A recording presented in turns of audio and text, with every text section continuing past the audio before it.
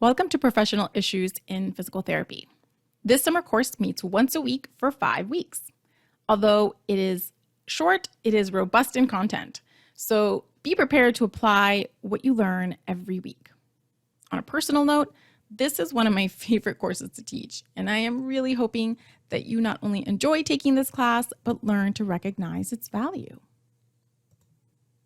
Today's focus is on helping you to understand the relevance of this course in relation to clinical practice and to orient you to the course syllabus.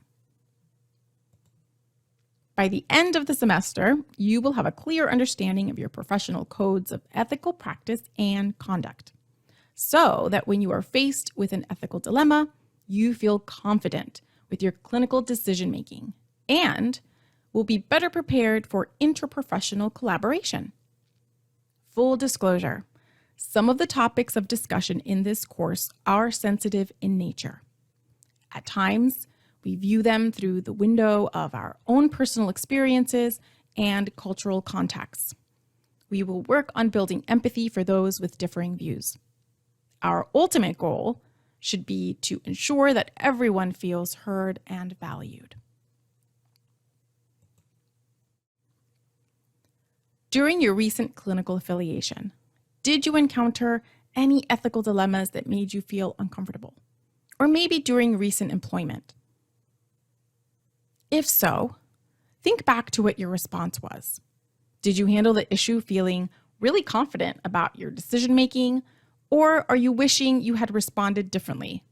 Because hindsight is 20/20. Well, you'll get no judgment from me. There have been many times in my clinical practice when I wish I could go back and get a redo. This dilemma for today revolves around the issue of non-disclosure, the withholding of information from a patient.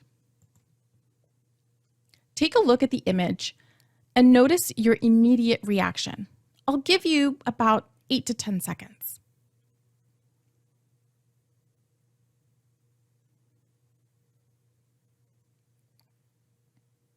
This type of scenario is actually more common than you think. Recently, I was privately contracted and had a similar dilemma where my patient had not been told her terminal neurodegenerative diagnosis. And it was very challenging. I was torn between respecting her family's wishes and my strong desire to be truthful with the patient. Now that we've taken a moment to process the dilemma, let's discuss and analyze together. First, what are 2 burning questions that you would want the answer to before making your final decision? Take 5 seconds to write them down.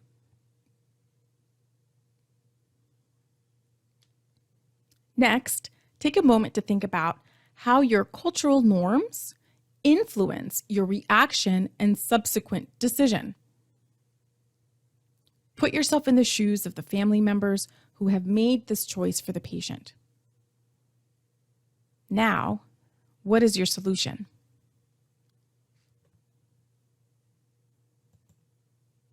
I'm sure you have so many questions that you want answered. Does this topic feel too big to stay contained in a virtual environment? Yes, I think it does, which is why we will pick this back up during our synchronous class time. So hold on to your questions and answers. You will need them for the group class discussion activity. Everyone will have an opportunity to share.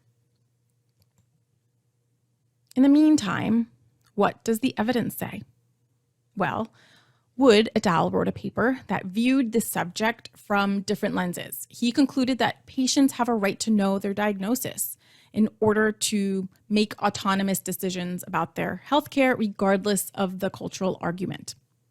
He noted, however, that total disclosure is not widely accepted. It is still considered a quote-unquote Western concept. Wang et al. In 2020 found that some of the reasons for non-disclosure were centered on cultural concepts of death and filial piety, which is the children's role of becoming a caregiver for their parent.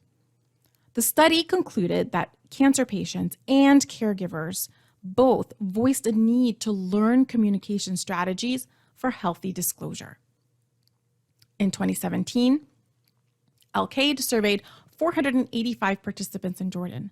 The data indicated a change in public thinking about health issues. There is a statistically significant transition from a paternalistic approach, which means very kind of doctor-driven, like I know best, and family-driven, I'm going to withhold, I know best for the patient, to an autonomous approach, which is a patient-centered approach. So there is now statistics that show this to be true. Al-Qaeda's study indicated that 86.7% of patients, they wanted to be told of their diagnosis. They wanted to be active participants in their care. Arbabi's Jordanian study also demonstrated a similar disclosure result at 87%. They want to be informed. Al-Sarafi found that Egyptian family caregivers, 81% of them, disclosed the terminal diagnosis to the patient. Al-Sarafi also made note of several previous studies. For example, a Greek study that found that only 23% of family caregivers thought the cancer diagnosis should be disclosed to the patient. In Turkey, the number was a little higher at 48%. In China, only 18% chose to disclose the diagnosis. Korea was at 58% and Saudi Arabia at 68%. So as you can see, the data demonstrate that there is great variability in the negative attitudes towards cancer diagnosis disclosure, but that the current research is showing a shift, especially in countries with strong paternalistic family bonds like the Mediterranean, Middle Eastern, and Far Eastern regions. This data provides us some perspective of how Western principles of patient autonomy that started here in the US in the 70s are influencing Eastern medicine. Things are not so black and white. As healthcare providers, we see this firsthand. Every day, we make choices that are based on our clinical judgment.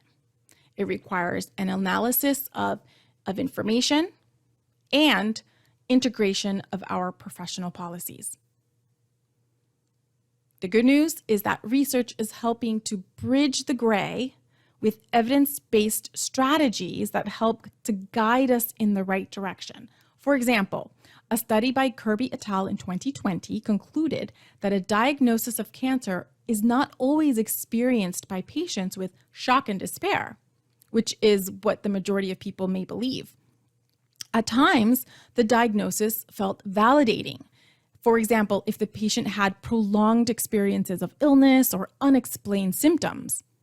Other times, some thought of it as life-saving, especially if it was found incidentally and early enough to manage. They concluded that the creation and use of guided questions could help healthcare providers design their disclosure process by anticipating the patient's response. What that means is that they could individualize the type and the way that they disclose terminal diagnoses based on what they think the patient is able to handle. All right, let's shift gears just a little and talk about the syllabus. Because of the hybrid nature of this course, it will be important for you to have as much transparency as possible and to be aware of the expectations. It may be helpful to look at the syllabus like a roadmap to successful completion of the course. Let's become familiarized with the document. So first, let's pull up the course syllabus. So pause the presentation if needed and pull it up so that we can start looking at it. Okay, let's start out by answering the first question. What are the student expectations versus the instructor expectations? Pause the presentation again to scan the information.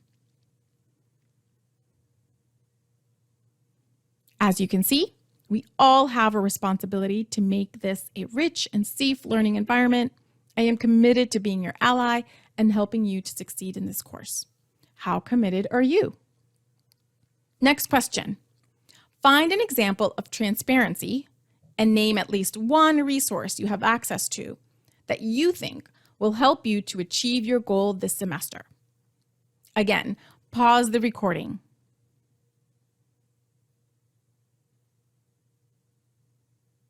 The grading policy is one example of transparency.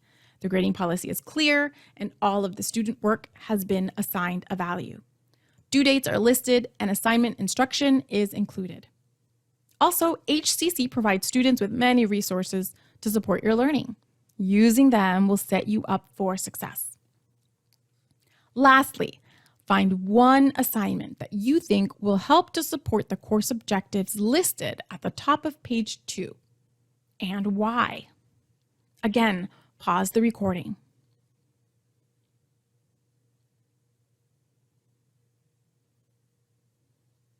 I hope you can see that all of the assignments are geared towards helping you to develop the skills needed to master this class. The fact that you completed this exercise demonstrates your commitment to your academics. Let's wrap this up. We explored the ethical dilemma of diagnostic non-disclosure, just one of the many scenarios we will face in clinical practice, and we took some time to process it. We got a snapshot of the research which is guiding us towards supporting patient autonomy and the need to give healthcare providers, family caregivers, and patients better communication strategies for creating trust. Together, we reviewed the purpose of the syllabus and how it serves as a guide for the successful completion of this course. These are all the ways to communicate with me. My student hours are posted in the syllabus. This is time set aside just for you. You can just pop in anytime during these virtual hours. I am also available upon request. If you're curious about the studies we discussed today, you will find access to all of these journal articles in this week's Canvas module. I'm excited to walk with you on this journey, and I'm looking forward to seeing you in class this week. Have a great day.